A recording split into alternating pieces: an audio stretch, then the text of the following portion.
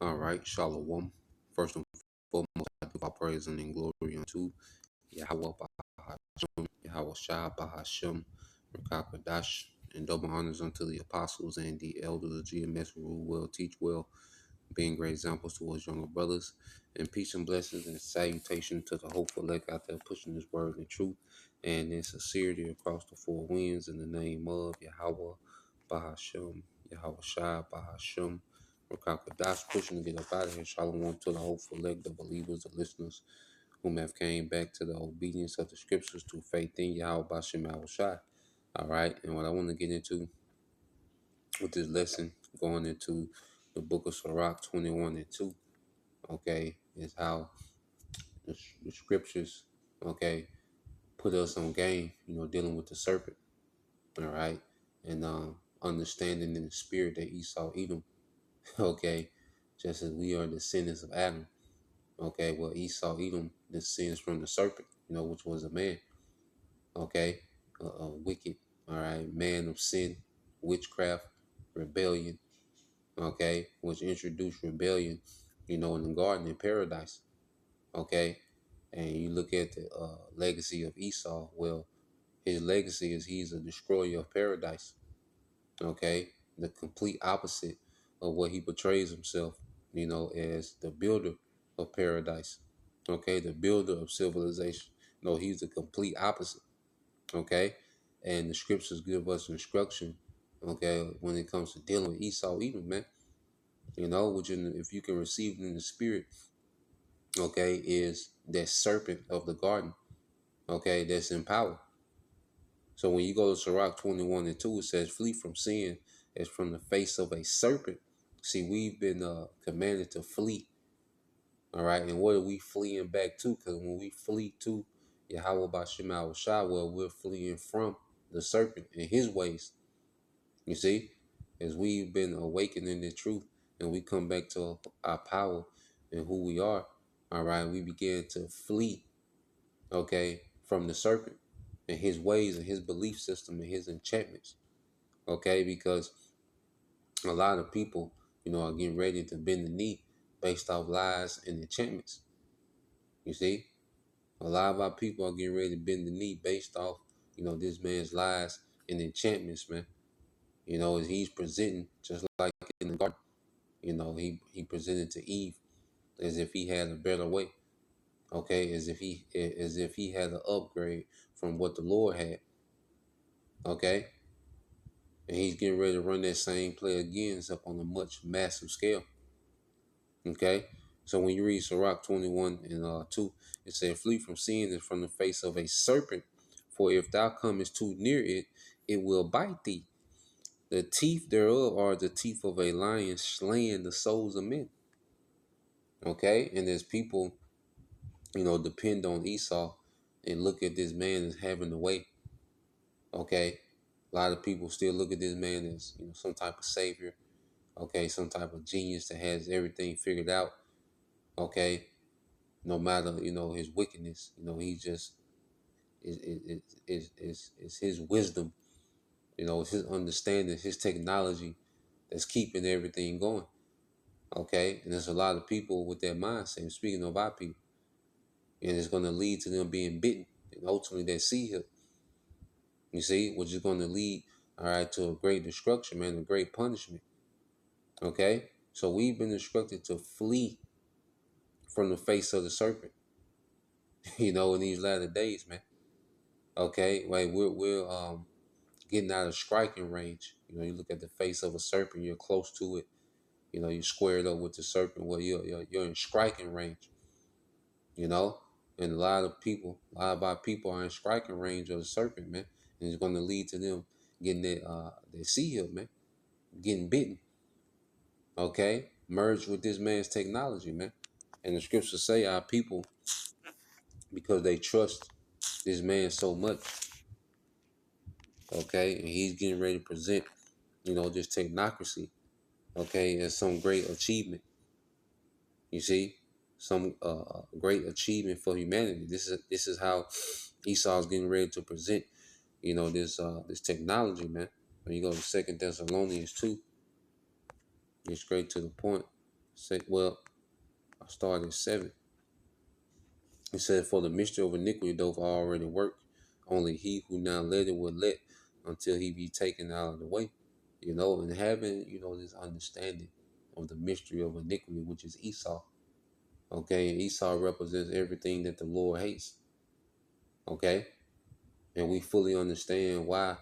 All right, the Lord say Esau have I hated. You see, understanding that is major in these times. Okay, we still have our people with this mindset of, love everybody, some type of equality. That's why it's such a dangerous doctrine to teach all nations can make it, because it disarms you, all right, from the enemy. Okay, it disarms you from recognizing the problem, which is Esau Edom. That mindset, that doctrine of everybody can make it. Okay, is disarming you for these last days, man. Okay, to where you take light of this man. Okay, as if there's some type of goodness in this man. Okay, now you got to try to figure out, what Edomite is okay. Is it the one that's giving you the sea hip to, enhance you, as he's gonna put it? All right, to make sure you're fed, to give you peace and security from the chaos, that's happening. You see, this is the wrong time to be scratching your head trying to figure out about Esau. No, he's the work of iniquity. You see, he's the mystery of iniquity, man, that's been revealed in these last days. Okay, and the Lord has allowed this man to operate for a set time, based on prophecy. Verse 8, it says, and then shall the wicked be revealed, whom the Lord shall consume with the spirit of his mouth and destroy with the brightness of his coming. Okay, so the Lord has his prophets, which are the spirit. We come with a mouthpiece, okay, of Yahweh Bashim Shai. Okay, so as we're speaking, and teaching, this devil's being consumed, man. Prophecy is consuming Esau, man. Okay, prophecy is not working in this nigga favor, man. Okay, and his last couple of things that the Lord's going to allow him to do, it doesn't work in his favor. The MOTB doesn't work in Esau's favor, because that's the end of his road. He only has so much, to do within prophecy, man, before the Lord fully counsel this man out. Okay, so this MOTB, right, that this devil is getting ready to push and make mandatory, that doesn't work in his favor. Okay, a few people, he might see people making transactions with the C-Hip, which is not too much different than, the credit card now, the digital system, the Cash App and Venmo. Okay, the C-Hip is just a more refined, all right, version of that with more control. Okay, so he's going to see, a few transactions of this digital currency. All right, this new global digital currency. All right, before he's ended, man. Before he's destroyed with the brightness of the coming of Yahweh Shai. Okay, and that's another thing, understanding that this man is at his end. Why would you side with someone that's at their end? Okay? Why would you get in a car with somebody going 150 miles per hour with no brakes? Okay? Off, on a short bridge. The bridge, that has a drop off. Okay, and you get in the car, he stopped, and you get in the car with this nigga. And he's right there at the end of the bridge. Well, this is Esau. Okay, he's right here at the end of the bridge. He doesn't have much road left. And he has no brakes. The prophecy doesn't have brakes, man. Okay, and prophecy is pushing this nigga off this cliff. You see, verse 9 says, even him whose coming is after the working of Satan with all power and signs and lying wonders. Okay, and he's going to have the masses fooled with these lying wonders, which is his technology, man. This man has fooled the world as if through his technology, okay, he's tapped in, to something that transcends, all right, what the Most High created. You see, he's pushing this, this doctrine. He's marketing in this technology, okay, to be way more capable than what it is. You see, he's presenting this technology to be far more than what it is. It can do things. It's a wonder. Okay, it has the ability to, do, particular things. Okay, but this devil pushes it as if through this technology he's going to transcend the Most High. He's bringing you with him. Okay, you got a free ticket, but that free ticket is to rebellion and punishment, man. Okay, verse 10 it says, and with all deceivableness of unrighteousness in them that perish, because they receive not the love of the truth that they might be saved. Yeah, and our people, they don't hear this word with joy. This word isn't a joy to them. Okay, it's the exact opposite, man. Our people, all right, are rebellious to this word, man. They disdain this word. You know, how you have our people that have made, it their lifelong mission just to be scoffers, man. Okay, it's cool amongst our people to be atheists now.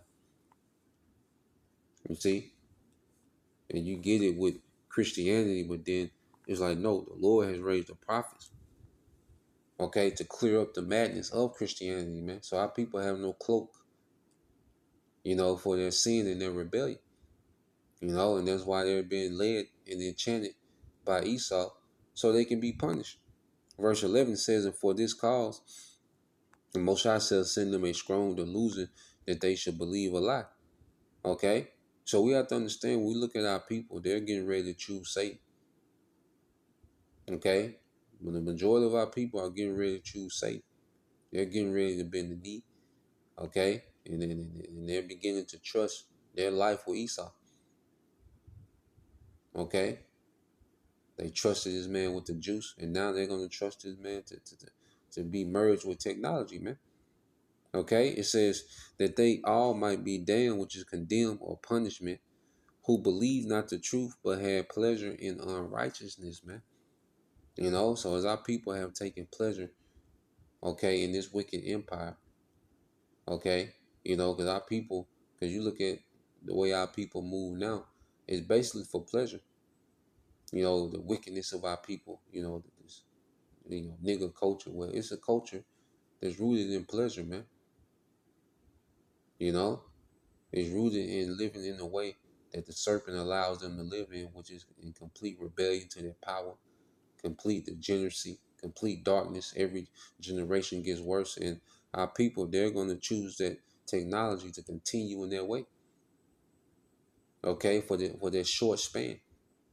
Before the Lord, all right, judges, man. You see, well, when you go into the scriptures, man, the scriptures, give us the game. Okay, on how to move and how to operate in these times, man. All right, and this is for damn sure. All right, not to trust this man. You see, so let's go here. Let's get Revelation 2 and 10. All right, this is the book of Revelation, chapter 2 and verse 10. It said, fear none of those things which thou shalt suffer. Behold, the devil shall cast some of you into prison, that ye may be tried, and ye shall have tribulation 10 days, which is a complete number of days. Be thou faithful unto death, and I will give thee a crown of life, man. So we're instructed to be faithful even unto death. We're instructed that, hey, we're going to be in prison for our belief. So when these things happen, man, we were told these things, man. See, the Lord, has gave us the rundown, okay, of what the devil's getting ready to do and how we should respond, okay?